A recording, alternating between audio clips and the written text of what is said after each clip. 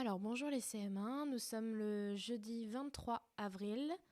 J'espère que vous allez bien, que vous vous êtes bien reposés mercredi. Et nous, on va attaquer. Donc vous allez écrire la date et grammaire. Et puis n'oubliez pas de faire bien les traits rouges à la règle. Et ensuite, je vous explique l'exercice. Donc le premier exercice, ça va être quelque chose que nous n'avons pas encore appris, que je vais vous expliquer et qu'on va découvrir ensemble. Pour chaque adjectif, précise s'il est épithète ou attribut. Quand nous avons un adjectif, par exemple le chien bleu. Bleu, c'est un adjectif puisque ça nous donne une information sur le chien. Il est comment le chien? Il est bleu. Ça, c'est un adjectif. Eh bien, un adjectif, on peut préciser encore plus ce qu'il est. Et un adjectif, il a trois choses qu'il peut être. Il peut être ce qu'on appelle épithète, il peut être attribut, ou il peut être apposé, mais ça on le verra plus tard, vous le verrez au CM2. Comment savoir si un adjectif il est épithète, ce qui est un nom un petit peu bizarre, ou attribut, qui est un nom aussi un petit peu bizarre? Eh bien c'est très simple. S'il est épithète, ça veut dire qu'il est placé à côté du nom. Il est collé au nom. Par exemple, si je vous écris le chien bleu, vous voyez bien que bleu, qui est l'adjectif, il est collé à chien. D'accord? Si j'écris, si je fais une autre phrase, et que j'écris le petit chien, petit, qui est l'adjectif, il est bien collé à chien. Donc là, c'est un adjectif, épithète. C'est son nom, on appelle ça épithète. Donc c'est quand il est collé, d'accord? Soit il est là. Est-ce que je peux vous le mettre? Oui. Soit il est là. Mais en tout cas, il est à côté du nom qu'il complète. D'accord? Il complète chien, il est à côté de chien. Il complète chien, il est à côté de chien. Ça, c'est l'épithète. Maintenant, on va expliquer l'attribut. L'attribut, c'est super simple. Il suffit de savoir si le sujet du verbe est égal à l'attribut. Alors là, vous êtes en train de paniquer. Mais maîtresse, j'ai rien compris. Je suis d'accord.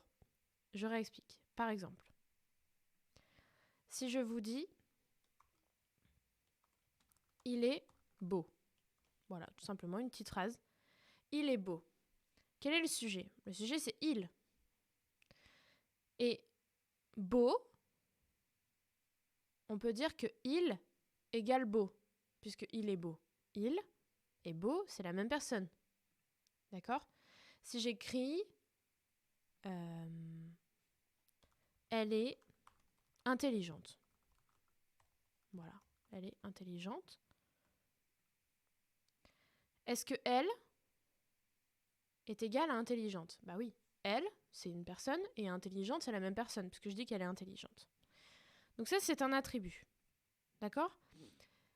Une autre manière de savoir que c'est un attribut, il y a une deuxième technique, c'est que le verbe qui est ici, ou le verbe qui est dans l'attribut, on appelle ça un verbe d'état.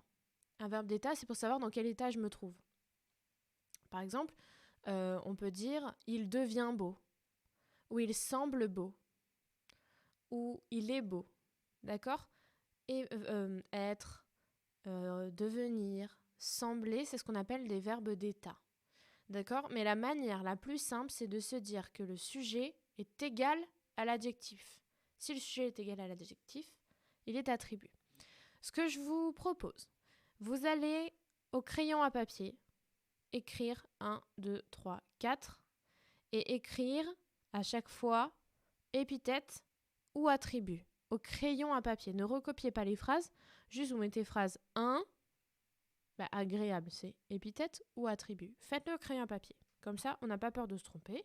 Et c'est pas grave si on fait des erreurs puisque c'est tout nouveau. D'accord? Et c'est pas facile de vous l'expliquer sans vous voir. Donc, essayez au crayon à papier. Quand vous pensez avoir terminé, vous déclenchez la correction. Et ensuite, moi, je vais tout vous réexpliquer dans la correction. Ok? Donc, je vous laisse essayer.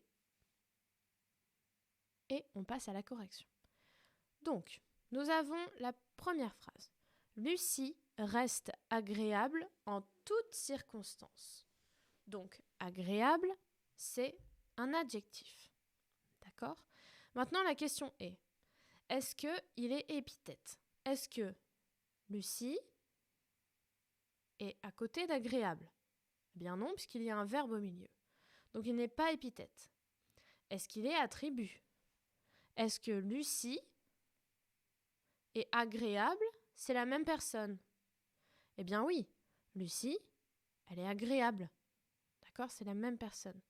Et reste, c'est un verbe d'état, comme je vous ai dit. D'accord? On peut dire Lucie est agréable en toutes circonstances. On peut transformer. Ou Lucie semble agréable en toutes circonstances. Donc, pour le premier, il s'agissait d'un attribut. On va passer au deuxième. Ton sac semble très lourd.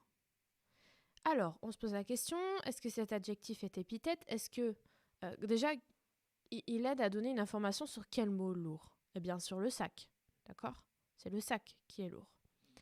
Est-ce que sac et lourd sont à côté dans la phrase? Eh bien non, il y a deux mots là qui nous empêchent qu'ils soient à côté. Donc c'est pas épithète. Est-ce que c'est attribut? Est-ce qu'on peut dire que sac et lourd, c'est la même chose? Bah oui, on parle de la même chose. On parle du sac et c'est le sac qui est lourd. Donc sac égale lourd. Et semble, c'est un verbe d'état et on peut remplacer par est. Ton sac est très lourd. D'accord? Ton sac semble très lourd ou ton sac devient très lourd. Donc ici, c'était encore un attribut. Attention, on a une deuxième phrase, enfin une deuxième partie de phrase ici. Donc on en a un deuxième à regarder. Je vais le porter jusqu'à ton nouvel appartement. Donc nouvelle, hein, d'accord, on peut dire nouveau, mais là, comme il y a le A ici, on dit nouvel appartement. Est-ce que nouvelle, ça complète appartement? Oui, d'accord. Qu'est-ce qui est nouveau? C'est l'appartement. Est-ce que nouvelle et appartement sont à côté dans la phrase? Eh bien oui, il n'y a personne entre eux.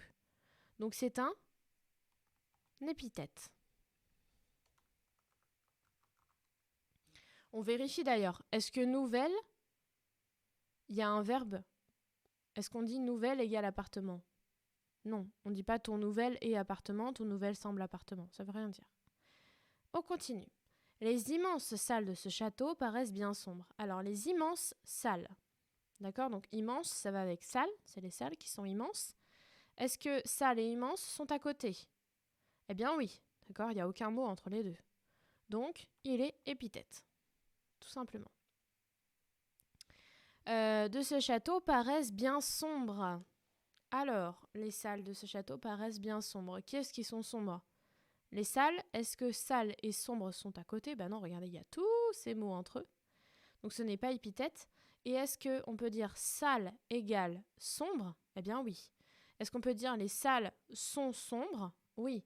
Les salles semblent sombres? Oui. Les salles paraissent sombres? Oui. Donc il est attribut. Ne vous inquiétez pas si vous êtes perdu, c'est tout à fait normal, d'accord? C'est une notion qui est toute nouvelle. Didier joue avec son gros chien noir. Alors, gros et noir, ça va avec le nom commun chien. On se focalise sur gros. Est-ce que gros et chien sont à côté? Oui, donc c'est un épithète. Est-ce que noir et chien sont à côté? Oui, donc c'est aussi un épithète. Je pense que l'animal est encore tout jeune. Alors, qui est-ce qui est jeune? Quel est le nom commun qui va avec l'adjectif jeune? Eh bien, c'est l'animal. Et cet animal, est-ce qu'il est collé au mot jeune? Eh bien non, on a encore tous ces mots là, entre les deux. Donc, animal et jeune ne sont pas collés, donc ce n'est pas épithète. Est-ce qu'on peut dire l'animal égale jeune? Oui. Est-ce qu'on peut dire l'animal est jeune? Oui, l'animal semble jeune, l'animal paraît jeune, l'animal devient jeune. Donc, c'est un attribut. Alors, si vous n'avez pas compris, c'est pas grave, on va le retravailler la semaine prochaine. Donc là, pour l'instant, vous prenez la correction et puis vous essaierez peut-être de le revoir plus tard, quand votre cerveau aura un petit peu attrapé la connaissance et que ce sera moins difficile. D'accord? Et si vous avez tout compris, je vous félicite. Bravo. On va passer à la suite. Alors, ça, c'est quelque chose que vous maîtrisez.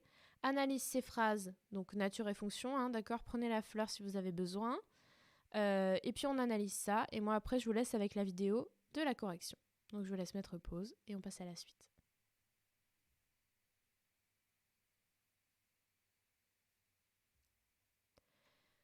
Ensuite, on va faire un dernier exercice.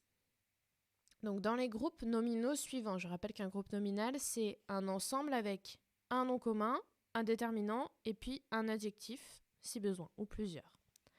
Colorie le nom en bleu, donc le nom commun, le déterminant en jaune et l'adjectif en rose. Ça, très facile. Et puis comme on a déjà travaillé sur les adjectifs, peut-être même que vous pourrez vous amuser à dire s'il est épithète ou attribut, mais ça, c'est vous qui voyez. Et ensuite, je vous laisse avec la vidéo de la correction. Alors, on passe à l'exercice avec les groupes nominaux. Donc, je dois colorier le nom en bleu, le déterminant en jaune. Alors, je n'ai pas de jaune, donc je vais prendre du noir. Et l'adjectif en rose, j'ai pas de rose, donc je vais prendre du rouge. Vous avez vos feutres normalement, mais moi je n'en ai pas. Donc, on va chercher déjà, dans chaque groupe nominal, on va chercher le nom. Le nom, c'est le noyau, c'est la chose la plus importante du groupe nominal, c'est de quoi on parle. Une belle journée ensoleillée. Est-ce qu'on parle de belle? Est-ce qu'on parle de journée? Est-ce qu'on parle d'ensoleillé? Eh bien, ça parle d'une journée. D'accord? C'est ça qui nous a expliqué, c'est comment est la journée. Donc, journée, c'est le nom commun. Maintenant, je dois chercher le déterminant qui va avec ce nom commun. Le déterminant de journée, c'est une journée, qu'on peut remplacer par la journée, cette journée.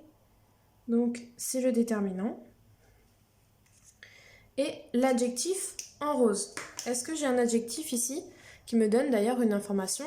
Bien oui, je sais que la journée, elle est belle. Et je sais qu'elle est ensoleillée. Donc, j'avais deux adjectifs dans ce groupe nominal.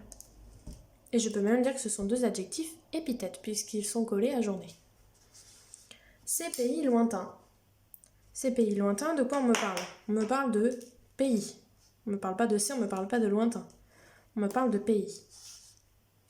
Donc pays, c'est le nom commun. Ensuite, je dois chercher le déterminant de pays. Eh bien, ce sont ces. On peut dire les pays, on peut dire le pays. Déterminant. Est-ce que j'ai un adjectif? Oui, j'ai une information sur ces pays puisqu'ils sont lointains. Donc voilà l'adjectif. Je passe au suivant. Une rose parfumée. De quoi on me parle? De la rose. Donc rose, c'est le nom commun. Quel est son déterminant à cette rose? Eh bien, c'est une. On peut dire la rose, on peut remplacer par un autre déterminant. Et cette rose, elle est comment? Elle est parfumée. Donc voilà l'adjectif. Et c'est encore un adjectif épithète puisqu'il est collé au nom commun. Enfin, des jeunes vendeurs souriants. On me parle de qui? Des vendeurs. Quel est le déterminant? C'est des.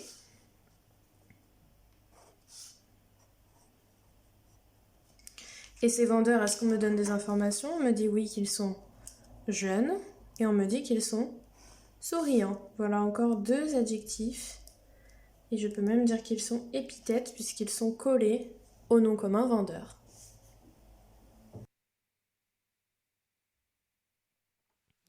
Ensuite, comme nous sommes jeudi, nous refaisons de la science. Donc je vous invite à prendre votre cahier de science, à écrire les énergies non renouvelables. Et puis ensuite, on va lire petit à petit les documents pour arriver à apprendre des choses sur les énergies non renouvelables. Donc vous écrivez les énergies non renouvelables et je vous lis le texte. Le charbon est un combustible. Combustible, c'est-à-dire quelque chose qui peut brûler. Combustible solide formé sur des millions d'années par l'accumulation et la décomposition d'organismes et de végétaux terrestres. C'est une source d'énergie fossile. Les réserves de charbon s'épuisent. De plus, le charbon n'a pas un bon rendement. Ça veut dire qu'on en utilise beaucoup pour faire très peu de choses. Une très grande quantité de charbon est nécessaire pour produire peu d'électricité. En outre, plus polluant que le pétrole ou le gaz, c'est lui qui émet le plus de gaz à effet de serre. Donc c'est ce qui pollue la planète. Ensuite, triste mine. la France dit solennellement adieu à ses gueules noires. Le 23 avril 2004 est à marquer dans un bloc de houille noire. C'est ce jour que le dernier bloc de charbon français aura été extrait du puits de la Houve à Creutzwald, en Moselle, tournant ainsi la dernière page d'une épopée humaine, industrielle et sociale commencée il y a près de 3 siècles. L'arrêt des houillères du bassin de Lorraine met un point final à l'histoire du charbon en France. Ce vendredi soir, le dernier bloc de charbon était symboliquement remonté de la mine lors d'une cérémonie d'hommage aux gueules noires. Alors, 3 petites questions. Qui appelle-t-on les gueules noires ? Explique pourquoi. À quoi servait le charbon et pour quelles raisons a-t-on arrêté l'exploitation du charbon ? Donc je vous laisse mettre pause pour pouvoir travailler là-dessus. Servez-vous bien du texte et de l'image. Donc on passe à la correction. Je vais réduire un petit peu la taille de l'image pour pouvoir vous mettre les phrases de correction. C'est parti. Donc qui appelle-t-on les gueules noires ? Donc les gueules noires, ce sont les ouvriers qui travaillaient dans les mines, que l'on surnommait ainsi à cause de leur visage noirci par le charbon, d'accord ? Le charbon, quand on fait barbecue par exemple, eh bien le charbon, c'est ce qui est noir et ça tache les mains, d'accord ? Ça salit les mains. Et ceux qui travaillaient dans les mines, comme on peut voir sur l'image, avaient la mine toute noire, d'accord ? Donc c'est pour ça qu'on les appelle les gueules noires. Donc ce sont les ouvriers qui travaillaient dans les mines que l'on surnommait ainsi à cause de leur visage noirci par le charbon. Ensuite, à quoi servait le charbon ? Alors, le charbon, là, vous allez écrire ce que je vous mets puisque c'est plus détaillé, comme je vous l'ai déjà dit, que le charbon, là, vous notez la correction, hein, pareil, ça vous sert de bilan, servait de combustible. Le charbon servait de combustible.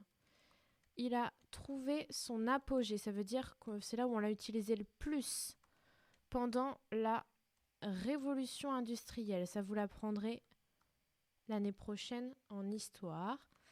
Pendant la révolution industrielle où il servait notamment à faire fonctionner les machines à vapeur. Vous savez, les trains avant, ils faisaient beaucoup de fumée puisqu'on utilisait ça dans les machines à vapeur. Au 19e siècle, donc vers les années 1800, le charbon servait à chauffer, à faire avancer les trains, comme on vient de le dire, et les bateaux à vapeur, à cuire les aliments et à faire fonctionner les fourneaux des verreries, donc vous savez, c'est tous ceux qui sont un peu comme les souffleurs de verre, et des laiteries pour le lait. Voilà, donc là, il n'y avait pas tout ça hein, dans le texte, mais moi, je vous rajoute des connaissances.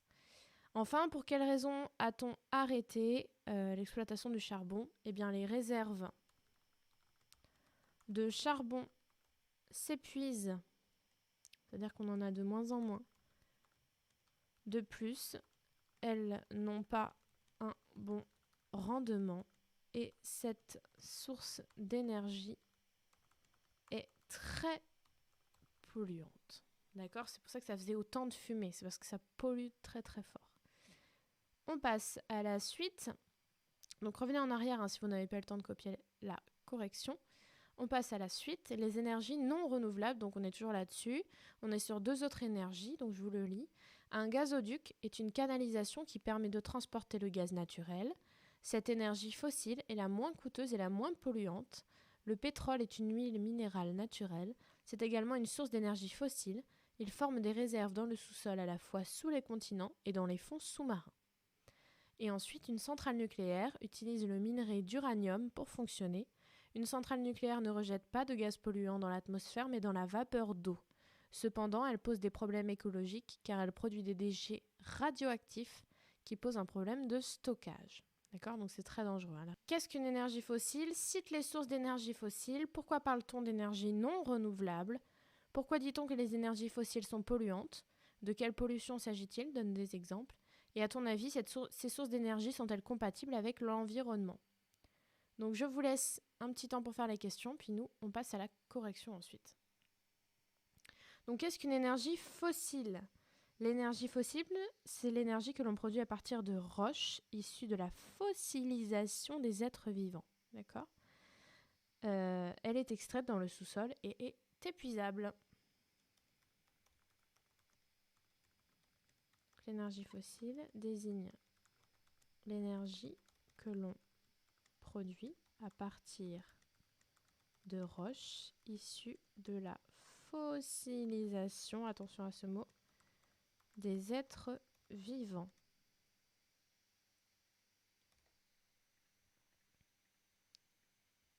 Hop, vous n'allez plus rien voir sinon. Voilà. Elle est extraite dans le sous-sol et est épuisable. Donc on n'en aura pas à l'infini. Cite les sources d'énergie fossile. Alors, hop, je vous mets en vert. Donc les sources d'énergie fossile sont le charbon, le pétrole et le gaz naturel. Les sources d'énergie fossiles sont le charbon, le pétrole et le gaz naturel. Pourquoi parle-t-on d'énergie renouvelable ? Alors, là, c'est une réponse pareille, un petit peu experte que je vous fais. Pour que la matière se transforme en combustible fossile, il faut plusieurs centaines de millions d'années.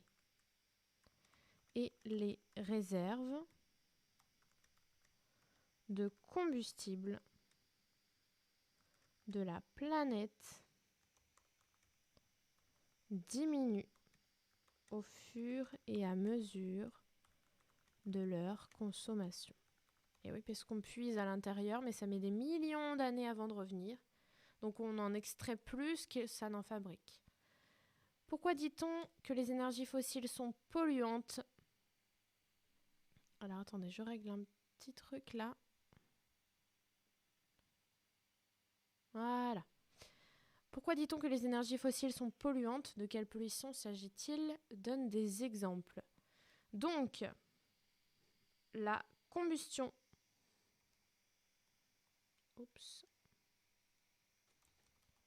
La combustion est responsable des émissions des gaz à effet de serre.